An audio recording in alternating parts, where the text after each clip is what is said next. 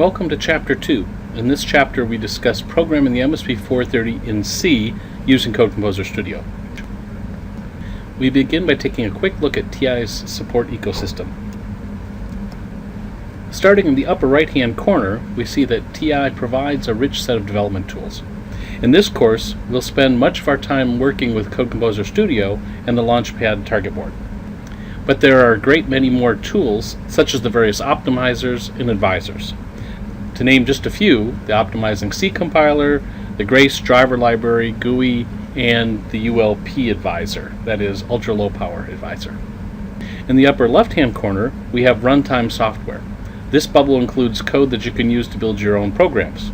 Best of all, these libraries ship with their source code, and free of charge for TI CPUs. We'll examine more about these on the next slide.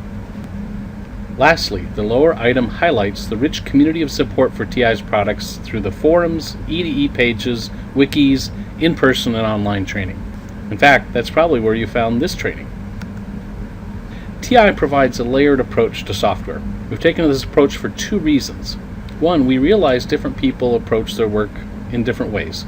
Some like to work at a very abstract level, while others don't. And two, you may want to mix and match which layer you're using. For example, even if you prefer working at the most abstract, that is easy to use layer, at times you might need to use a lower layer to access some uncommon feature or something specific about the hardware. In any case, each layer is built up upon the lower ones, and they can all work together at the same time. Let's quickly review the layers. Starting at the bottom, we see the Msp430 microcontroller that we discussed in Chapter 1. The next layer up, that's the one we called the low-level C header files, includes a set of header and linker files. These files provide symbolic definitions for all of your devices, registers, and their bit fields. In fact, TI creates a unique set of header and linker files for each specific Msp430 device. Using these, you shouldn't ever have to memorize a bit field definition again. Even better, they provide a common register-level vocabulary that is common amongst Msp430 programmers everywhere. We will look at the details of these files later in the chapter.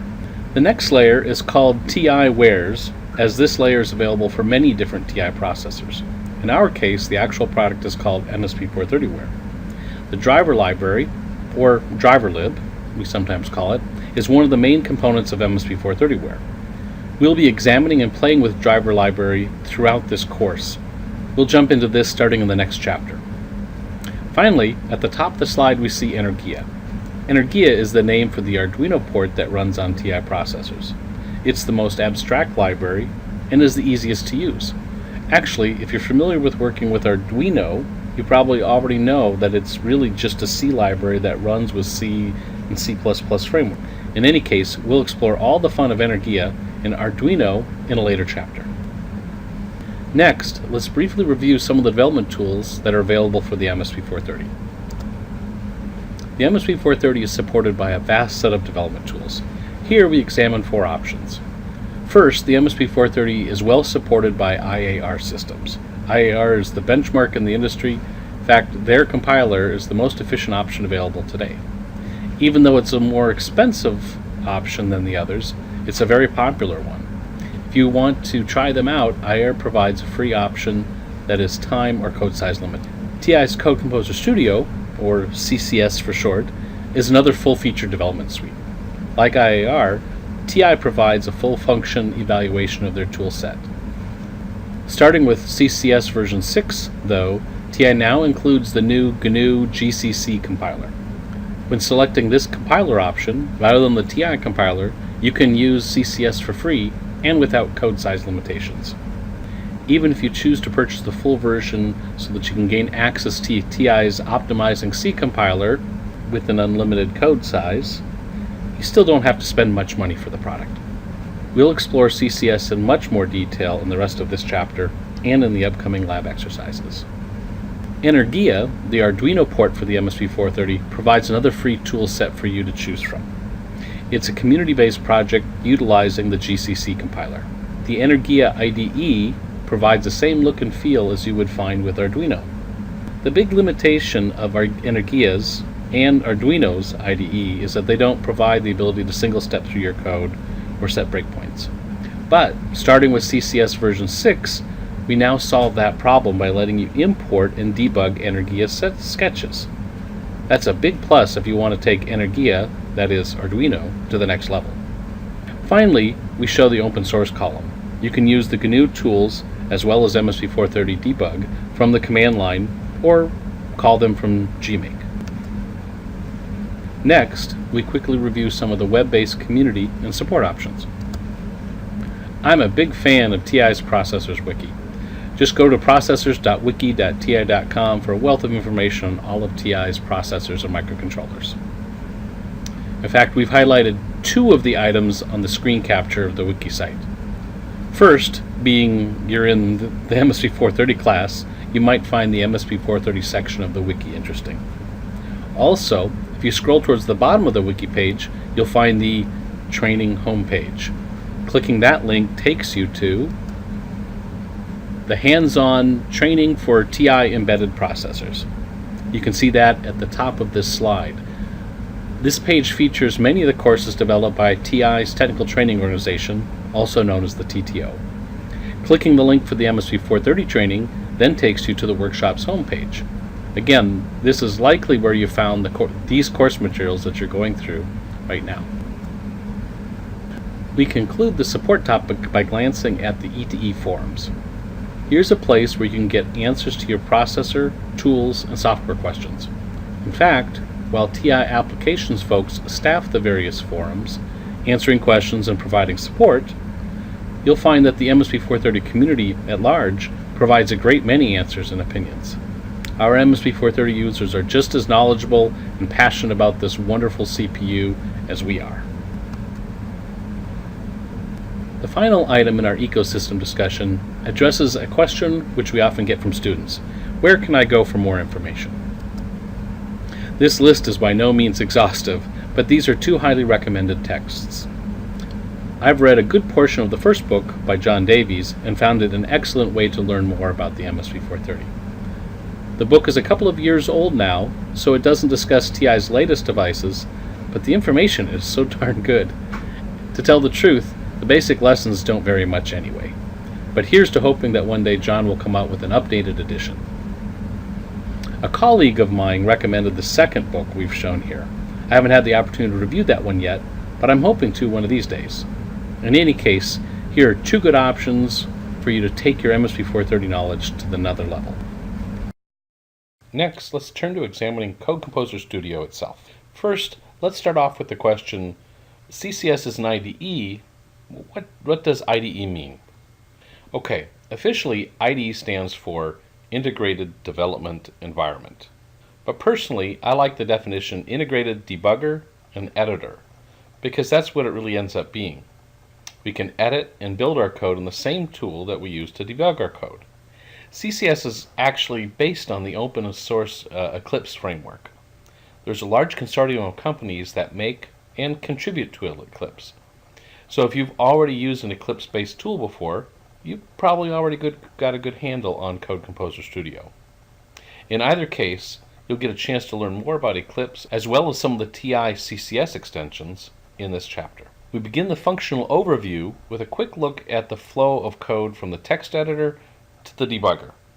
As we can see in the diagram, we can write our source code in C, C++, or assembly, though C is by far and away the most common way to do it.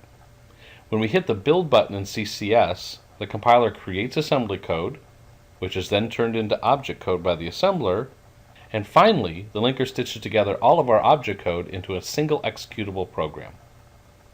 Besides stitching code together, what else does the linker do? If you said allocate memory, then you're absolutely correct.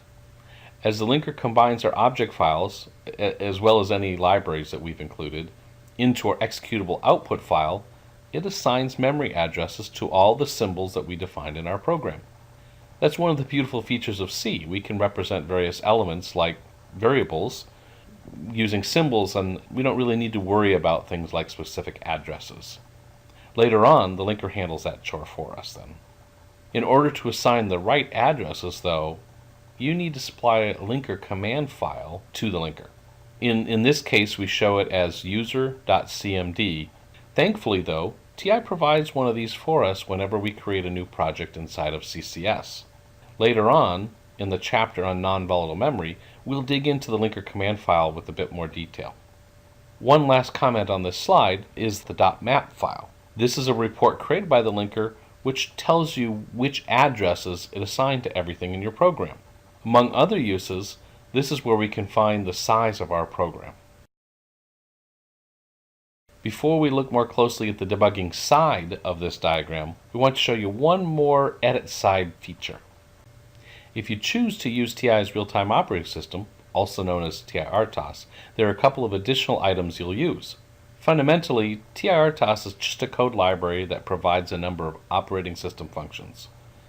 In this diagram, that's represented by the TI RTOS libraries box that would get pulled in by the linker. Another big part of TI RTOS is the graphical configuration tool that it comes with. This GUI makes it easy to create RTOS data objects that you need for your system, as well as selecting those parts of TI RTOS that you want to use. That's because TI RTOS is very scalable. You only need to include the parts in your final program, just those parts that you're interested in using. If you don't like to use GUI tools, you don't have to. The GUI just creates a JavaScript file, which in turn creates a number of source files and an additional linker command file. You can actually just create that JavaScript file on your own if you want. Finally, let's go ahead and look at the debug side of the CCS functional overview. The CCS debugger provides us with the ability to test and validate our code.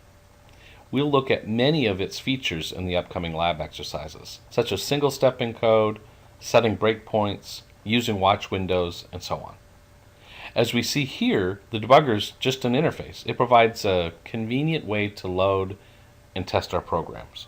What does the debugger connect to? Well, that's up to you. Many TI processors provide a software simulator. Although with inexpensive target boards, such as the Msp430 launchpads, most users just prefer running their code on real hardware. TI and many of our third parties provide other possible target boards, EVMs, and so on. CCS can be configured to work with any of them. Which board you want to talk to is defined as the connection, and that information is stored in the target configuration file. Its extension is .ccxml, and if you happen to peek into this file, you'll find that it's actually an XML description of that connection. In most cases, you won't need to concern yourself with the target configuration file. When using the Msp430, as long as you specify the connection type when you create a new project, CCS will automatically create the ccxml file for you and add it to your project. Finally, if you want to be able to debug code on your own target board, a board you built, you're going to need to have a link or a connection between the Msp430 on that board and your computer. TI provides this connection. We sell something called the Msp430 FET. I think that stands for Flash Emulation Tool. But it's a cable and a little pod that lets you connect your computer and the board together. Some of our third parties also create something similar. This is something you can buy if you want to connect your own board up. At some point along in your design, you'll probably need to do that. So we've finished looking at the high-level overview of Code Composer Studio. Let's look at how CCS, and Eclipse programs are organized. As with most IDEs, Eclipse and CCS are organized around projects. You'll create a project for each program or library that you want to develop. The Project Explorer window provides a graphical view of your projects, including all of their associated files, such as, in this example, main.c. Along with projects, Eclipse also defines a term called workspace. A workspace is just the folder that contains your projects. As we'll see in the next slide, your projects can either reside inside the workspace or be linked to the workspace. It's often convenient to think of the workspace as being analogous to this Project Explorer in the CCS GUI. In most cases, whatever exists in the workspace folder shows up in the Project Explorer window. Let's look at the projects and workspaces in a bit more detail. As described on the last slide, projects contain references to all of your program's source files and libraries. In Eclipse, and thus in CCS, files can either reside inside the project directory or be referenced via a link. In fact, whenever you add a file to a project, CCS will ask whether you want to copy it or link to it. It's common to see source files copied into a project, whereas libraries are typically linked. That being said, the Msp430 team recommends copying their driver library into your project. I guess it just comes down to a matter of preference. Once again, a workspace is just a folder where you keep track of your projects.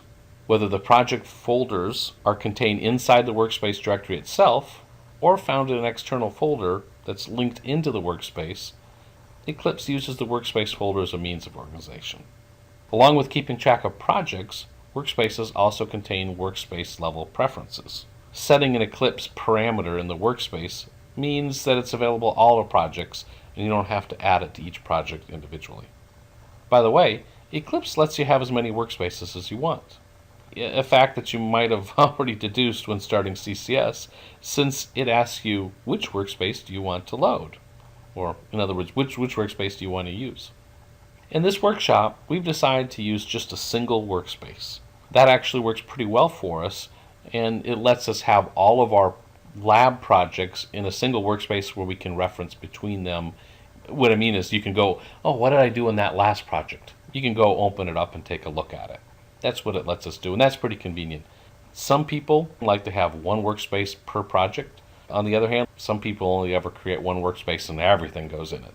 You can organize it however you want. One last thing before we move on to the next topic. While we don't really need to concern ourselves with this in this workshop, we recommend that you use caution when linking files into your projects. While it's efficient and often smart to share a link to a resource such as a library, you should give thought to how other team members will be able to build your projects. If you've ever, maybe you've received a project from somebody else and you go to build it and it doesn't work. It usually ends up being because people put files in different places of their file system. You need to solve that problem and make it easier for us to share projects. Eclipse provides a method of doing this called portable projects. That is, using IDE macros, or if you want to think about it, IDE variables might be another way to say it. But using these macros, we can make it easier for others to port our projects into their own file system. We recommend that you go search the TI Wiki for CCS portable projects if you want to learn more about this. To finish up our discussion on CCS, let's quickly look at how to create a project and add files to it. Here's an example of creating a new project in CCS v6. To begin with, we need to select New CCS Project from the File menu. From this point, we just need to fill out the dialog. We can start with which device we're using. When we select a device, CCS automatically includes the correct device-specific header and linker command files. You select the device by using the drop-down menu pointed to by the Select Device arrow shown on the slide. This can be a long list, so you might want to type part of the device name into the target text box. In this example, we typed 5969 and it narrowed down our list of choices. The next item is that we need to specify how our target will be connected to CCS for debugging. In most cases, you're just going to want to choose TI Msp430 USB 1. In fact, this is the one we're going to use in our upcoming lab exercises with the launch pads.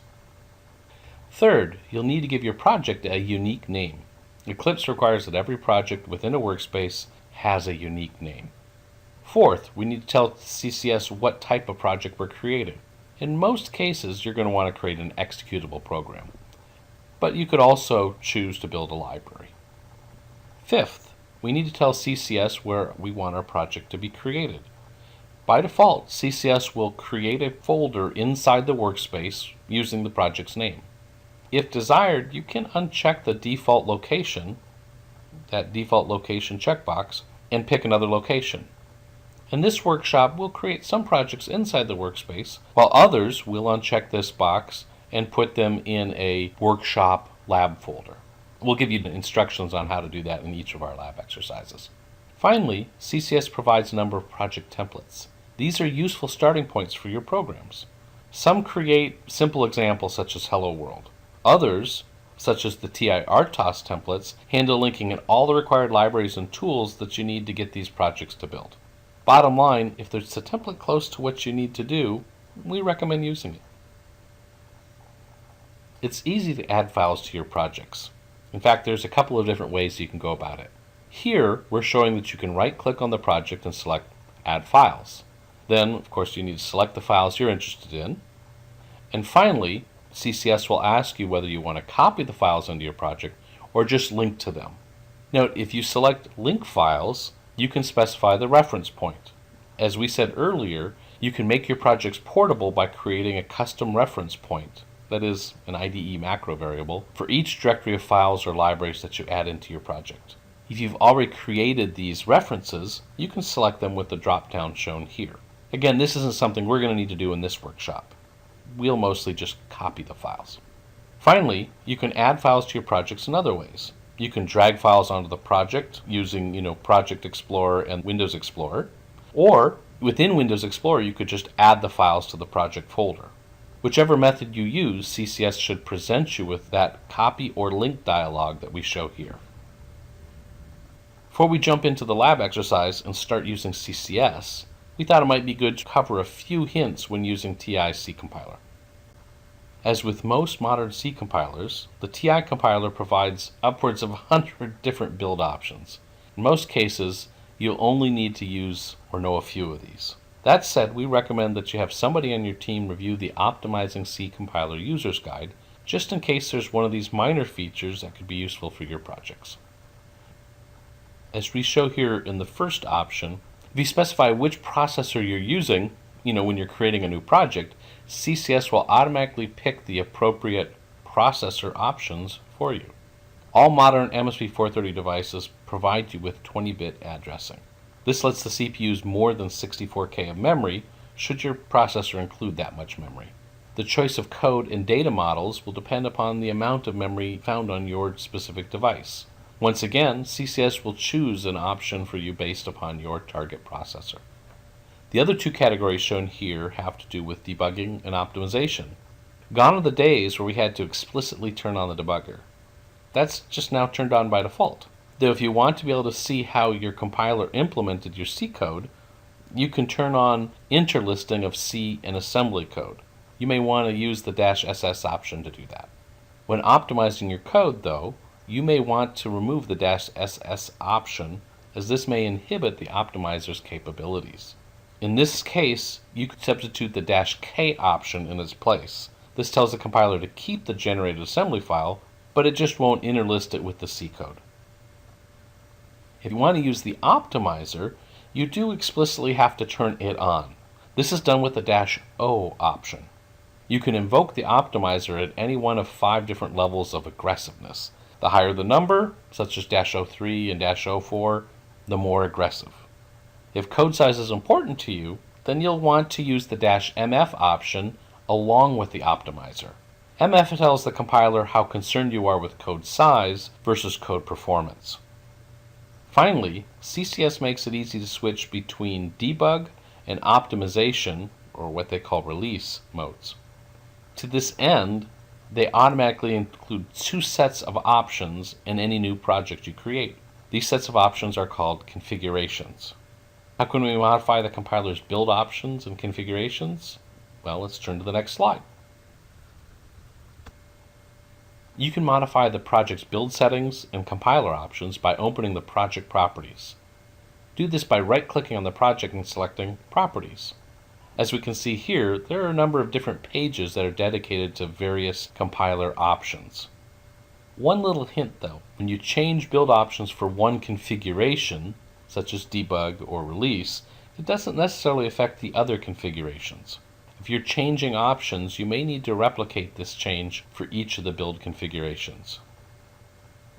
Looking at the Msp430 data types. Here's a couple of key things to keep in mind when using the Msp430. First of all of our current Msp430 devices are 16-bit processors, and therefore the ints are 16 bits. Shorts, as you might expect, are also 16 bits. If we go back to the top of this slide, thankfully we can see that the Msp430 is a byte addressable processor. Thus, chars, or if you like to call them chars, are 8 bits wide. The advantage to this is that it makes them a lot more memory efficient when we build our programs. Hopefully the remaining data types here are self-explanatory. If you want more information on all the compiler's data types, please refer to the Compiler User's Guide. Before we finish, a quick overview of the device-specific files that we mentioned earlier in this chapter. As we said earlier, TI creates two unique files for each Msp430 device, a header file and a linker command file. As shown here for the Msp430 F5529, we have two similarly named files, one ending in .h, the other ending in .cmd. Let me pose a question for you. Which code generation build tool assigns addresses to the symbols in our C programs? If you said linker, you're correct. Why do I ask this question? It simply goes to understanding the two files we're discussing here. Here's the simple rule. If a hardware symbol represents an address, you'll find its definition in the linker command file. An example of this would be the name of a peripheral register. In the case here, for example, the watchdog control register, WDT-CTL. In this case, the symbolic name for the register actually represents the address of where you'll find it in the memory map. All of the other symbols are defined in the device header file. Two examples of this are found on the slide. The watchdog password and the watchdog hold bit values are specified in the device's header file. We'll see an example of this in the upcoming lab exercise. One more thing while we're talking about the compiler. Modern C compilers often include built-in functions. These are called intrinsic functions. Compilers often include intrinsics to allow you access to hardware-specific features. For example, on the Msp430, it's handy that the compiler gives us easy access to the low power modes and the ability to modify the status register. In the first few lab exercises, we'll make use of the delay cycles intrinsic function. This makes it easy for us to tell the processor to do nothing for a specified period of time. Note though that this is really a bad thing to do in real life. We use this simple cheating method of delaying the code until we introduce interrupts and timers later in the workshop. That's the right way. Using timers and interrupts are the right way to actually delay the processor should you need to do that in your real program. Finally, we've reached the lab exercise. In the lab exercises we've created for this chapter, you'll utilize the two built-in templates for creating one, hello world, and two, blinking an LED. Finally, we'll show you how to put the original code that, the one that came with the Launchpad, back into the non-volatile memory of your Msp430. By non-volatile memory, we mean either the flash or the FRAM, depending on which Launchpad you're using. When you have time, either in class or later at home, you can explore how to load the binary program into the Msp430's memory without even needing an IDE. You can use the Msp430 flasher rather than Code Composer Studio to do this. Remember, this lab is more about the tools than the code. We'll dig into writing code starting in the next chapter. The main goal of this exercise is really just to become familiar with Code Composer Studio.